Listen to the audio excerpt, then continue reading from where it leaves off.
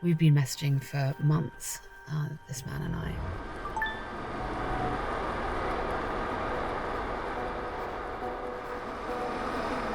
But he doesn't know who I am because I've been undercover posing as a man. 2 years ago, the world was shocked by the case of Dominic Pelicot, Dominic Pelicot admitted to recruiting... enlisting other a French man who drugged his wife and invited dozens to rape her. For almost a decade, he secretly dosed her drinks and sexually assaulted her. Our months-long investigation has revealed he was far from unique. These communities exist and continue to feed off what happened to you. Pelicot is not an outlier. What's your emergency? Using our son's sleeping medication. He's been drugged. The bedroom isn't safe. The bed is not safe. We infiltrated a vast international network hiding in plain sight. And it led us to the same room as a man who said he was drugging and raping his wife. We think he's going to be at this restaurant nearby. I think I'll be able to pick him out, but it is going to be quite unnerving being in the same room as him. That's him. I recognise him.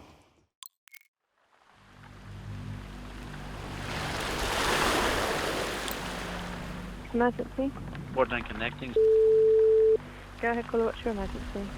I've just heard from my daughter. She's on her own in a house with 4 children and has just learned she's been drugged with her son's sleeping medicine. We worry about his coming behind us, walking down the street.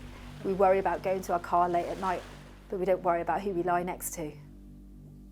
I didn't realise I had to. Zoe Watts may never know if the videos her husband made of her being raped were ever uploaded online.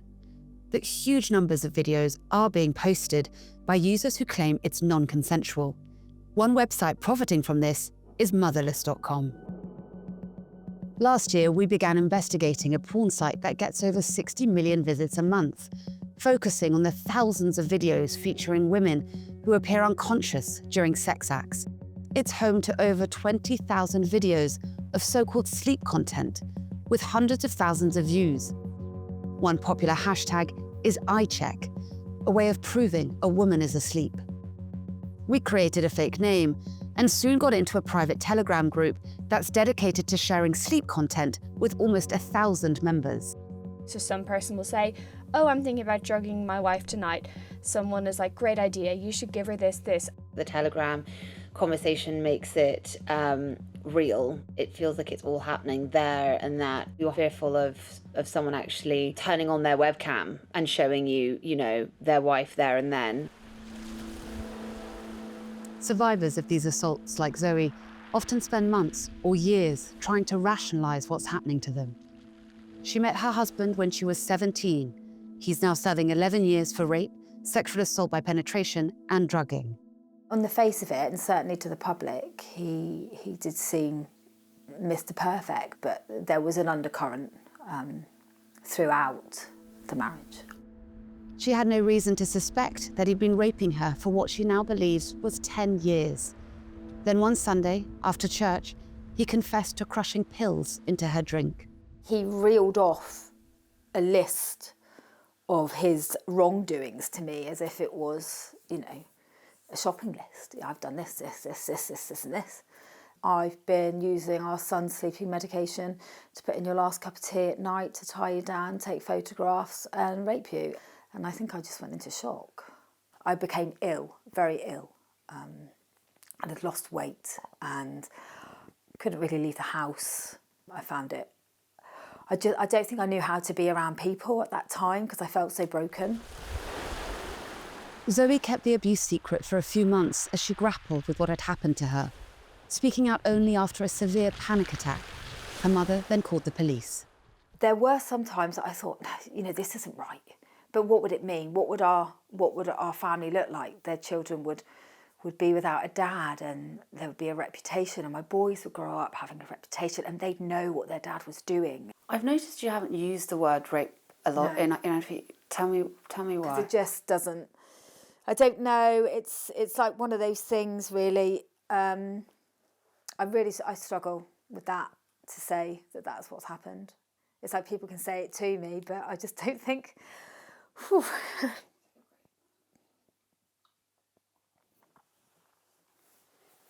You know you're not alone. Yeah. Yeah, sadly.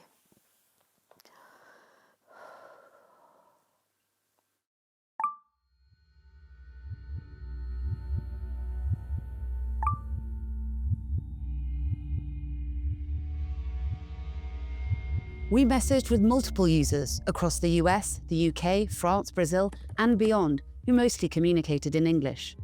I connected on Motherless with a user who was selling liquid sedative. Over Telegram, he told me he was running a business, shipping it worldwide. A bottle costs $175. He's just answered. There's no taste in it, and your wife will not feel anything and will not remember anything. Now he gives instructions on how to use it. One day, a man in the group we're calling Piotr, not his real name, asked, "Is anyone awake?" I replied, and soon he DM'd me.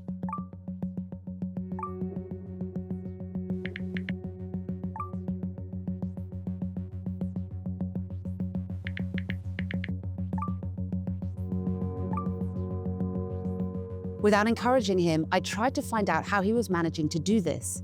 Who was he? Where was he? As he continued to share his experience with me, hundreds of users in the group were also coaching one another on how to sedate their partners.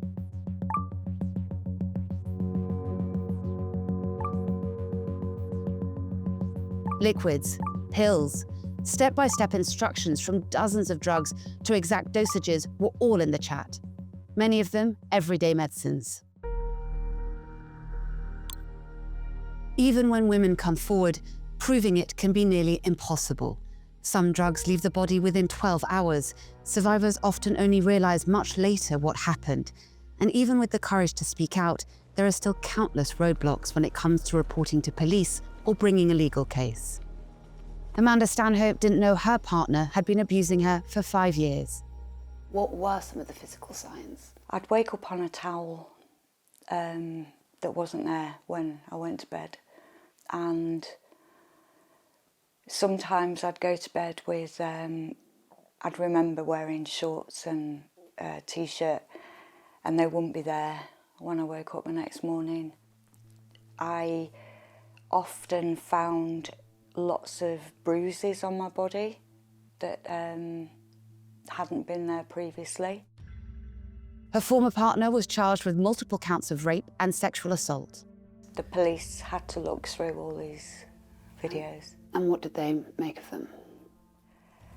The one where I was absolutely horrified, and he'd performed a sexual act on my face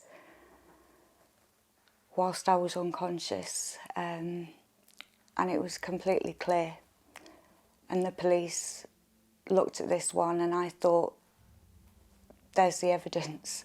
And the police said to me, well, we can't use that. That isn't clear evidence because it looks like you're pretending to be asleep. In England, where survivors Amanda and Zoe live, nearly a quarter of sexual assault victims are assaulted while unconscious or asleep, and that number has risen over the last decade. Amanda's ex took his own life before the case could go to court. She's still piecing her life back together, and the shock of learning about group chats where this kind of abuse continues hasn't faded. Instantly, my whole body goes and my hands start shaking. I don't even have a word for it, that it's being glorified, and men are teaching others how to do this, and they're doing this to the people they say they love. It's beyond evil. While survivors may not remember the videos being filmed, men in the Telegram groups we tracked are making money from them, selling clips and live streams for as little as $20. You're hearing a woman snoring in a clip from a live stream advertised in this group as a way to entice users to pay for more. The user claimed it was his wife who was asleep and who he was about to rape. Processing this kind of material raises a nearly unanswerable question. Why do some men encourage these crimes while others go on to commit them? A psychologist who assessed dozens of the defendants in the Pelicot case thinks they were motivated by fantasies of domination, fueled by a culture that to this day treats many women as objects to be controlled.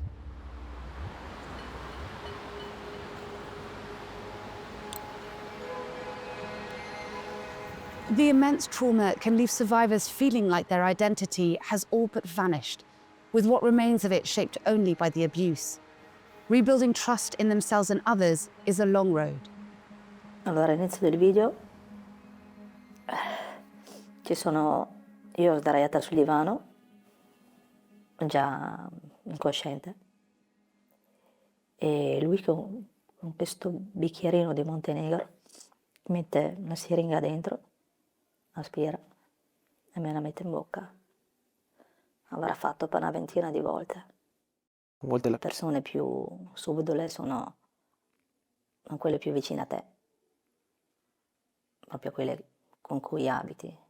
Non ti puoi veramente fidare di nessuno. Secondo me è stato autodidatta proprio. Si è informato tramite internet.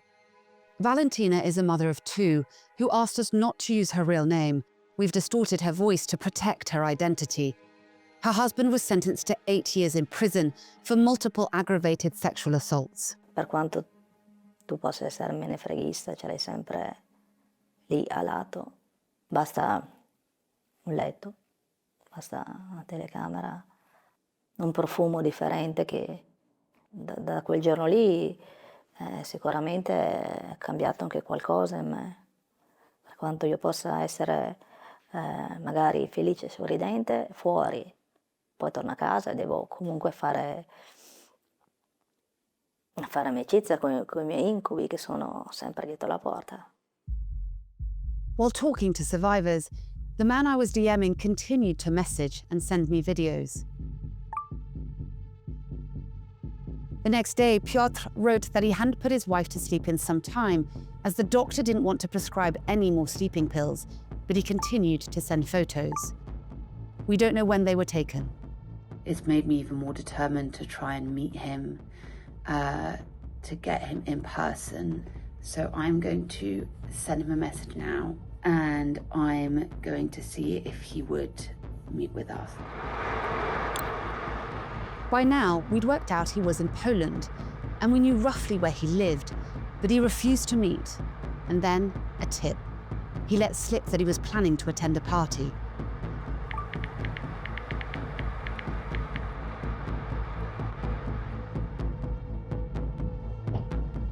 That's him. I recognise him. So we're inside the restaurant, and I've just seen him dancing with her. And at the start of this investigation, all of these men were faceless. And so seeing him tonight has just really brought home the fact that this is happening in real life. The man who had been messaging me day and night was only a few feet away, oblivious. I'd come to see if he was real, and there he was with his wife, the same people I saw in the videos. We couldn't approach Piotr's wife without potentially putting her in danger, so we reached out to police about our findings. The Telegram group we infiltrated eventually disappeared, but it's a pattern authorities know well. One goes offline, another soon resurfaces. We reached out to both Motherless and Telegram, but did not receive a response. As campaigns by German journalists to shut down Motherless and strengthen moderation on similar platforms continue, videos of women who appeared to be abused while unconscious are still being uploaded, and US safe harbor laws largely protect the site from liability. In the end, it all comes back to Gisèle Pelicot. With astonishing dignity, she has taken hold of her own harrowing experience. In reporting this case, we've spoken to multiple survivors who say they were drugged and raped by their husbands, and many of them see you as a source of strength. With your permission, I'd like to read you some of the messages that these survivors have sent to me to read to you. One survivor, her name is Amanda Stanhope, she lives in Wigan. Her strength inspired me to speak out. She broke the silence and shame, so many survivors are forever grateful to her. I'd love to say thank you. If she can do it, then so can I. Ça me fait pleurer. Ah, c'est magnifique. C'est des témoignages qui me bouleversent, bien sûr. Mais c'est beau de se dire qu'elles ont trouvé cette force. Et tu sais, j'ai pu leur transmettre cela, c'est gagné. Parce qu'il faut en effet qu'on soit solidaire de tout ce qui se passe. Parce que si on reste dans son coin, on ne fera jamais évoluer les consciences. Et je dis bravo, mesdames, bravo. N'ayez pas honte de l'avoir fait. Il faut que toutes les femmes puissent faire cette démarche, même si c'est très difficile, même si c'est très compliqué dans leur tête. Mais elles vont y arriver. Il faut du temps.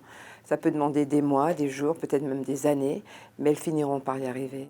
Gisèle says men can be allies and still believes society can change.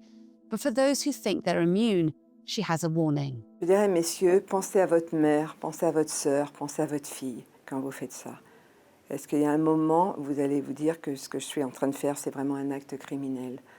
Et de dire, faites bien attention, parce qu'un jour, vous serez peut-être... On va vous surprendre. Peut-être que les compagnes lesquelles vous les soumettez, un jour, vont se réveiller et elles pourront dénoncer.